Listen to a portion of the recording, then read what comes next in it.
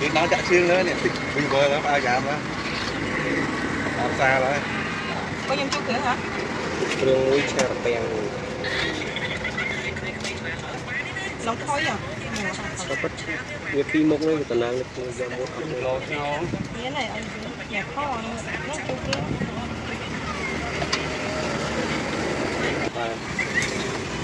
nhiều quá dân nghe tích tích tí nè chắc có tên nhỏ đó là một trái này nè rồi về tận năng chắc cũng đặt tí là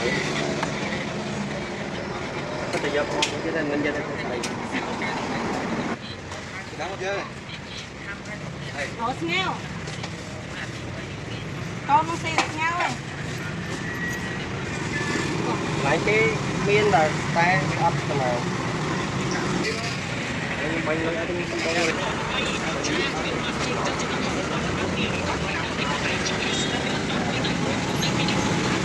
Tôi muốn hơn nè.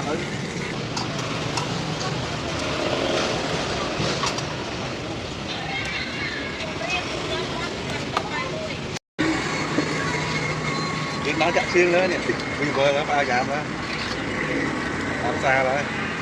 Có nhâm chút nữa hả? đường núi chèo bèn Nóng khói à? có bất việc phi mốc này tận năng được giờ một Lột nhau. Nghĩa này anh nhà kho nó chút nữa.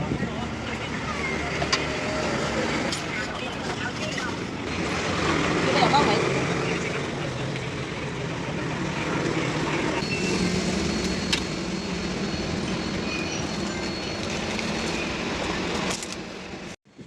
Cái nắng tinh lưa này.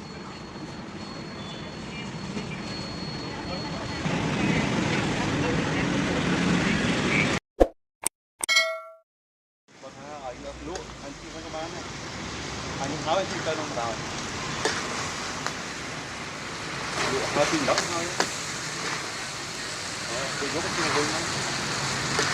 Tại vì tôi nói cho lên.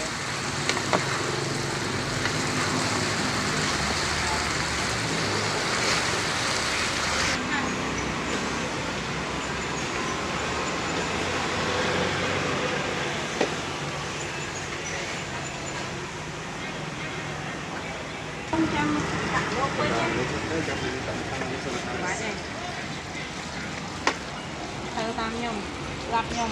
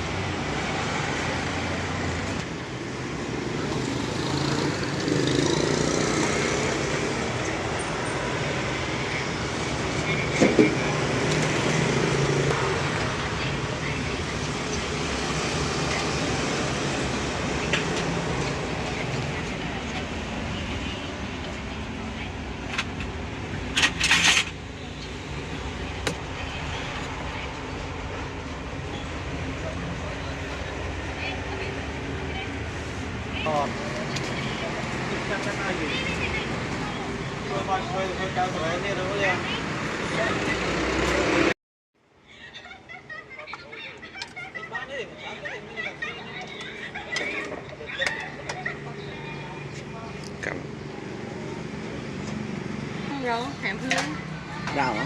nắng mình được kêu bậc cạch ấy đấy rồi tôi mới nhận đài tí đấy Đấy. Thế là đấy.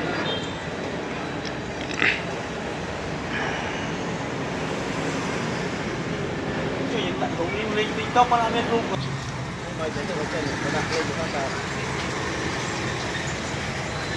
này ha ăn đó là đó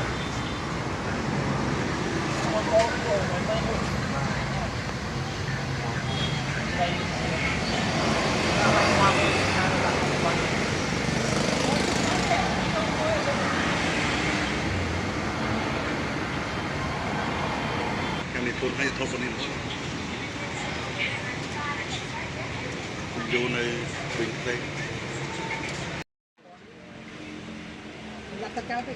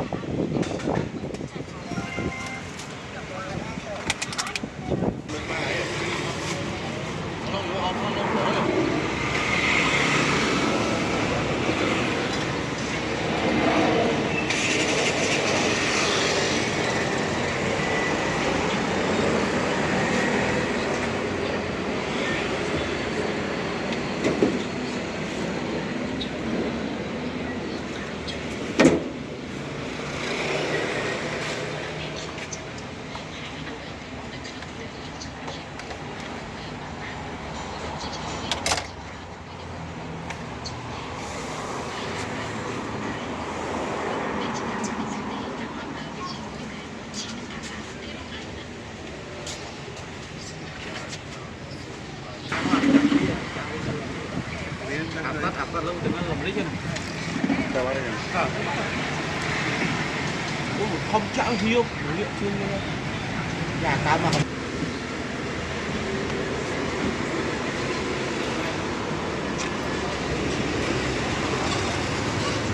ê lên nhận lại bây giờ làm chụp thử này không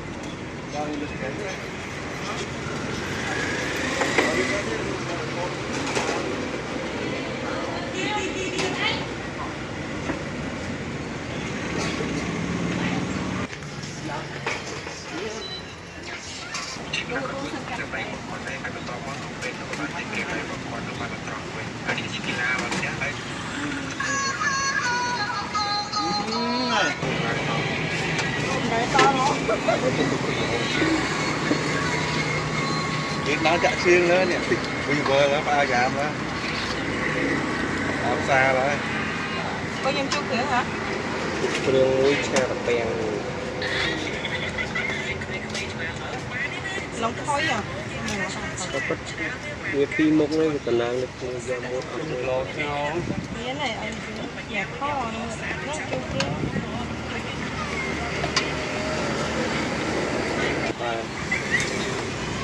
nhiều quá dân miền tích tích tập ti nè các bất tây nhỏ đó là một chán này nè nó về tần năng giống đặt ti là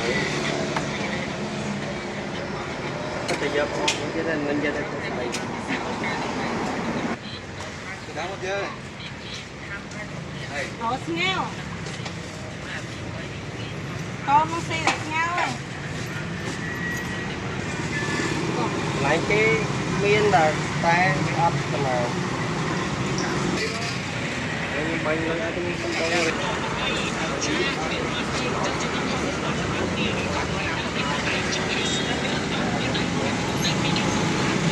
Tôi muốn món hơn nè ơi.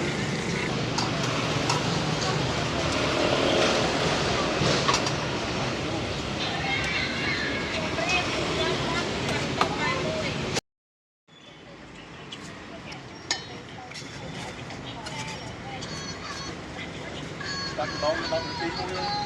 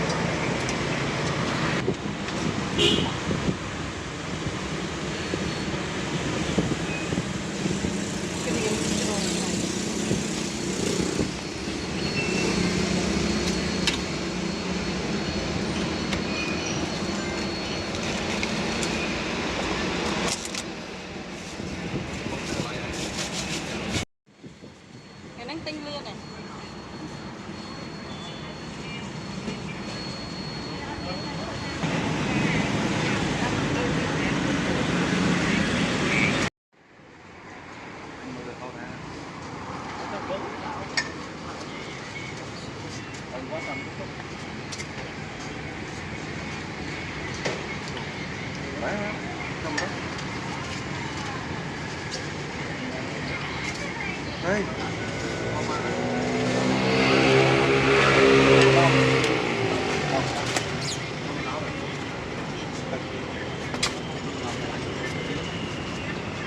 Mấy tôi Mấy tô mấy hoa 4 tuổi.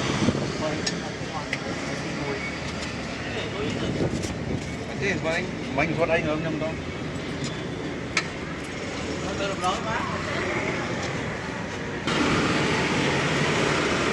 Đi anh nó người bay ra đi.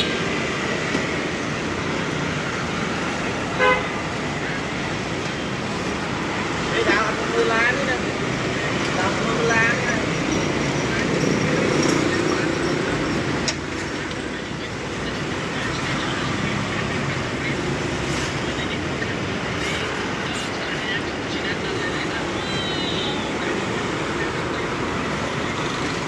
Thôi cô ăn thôi.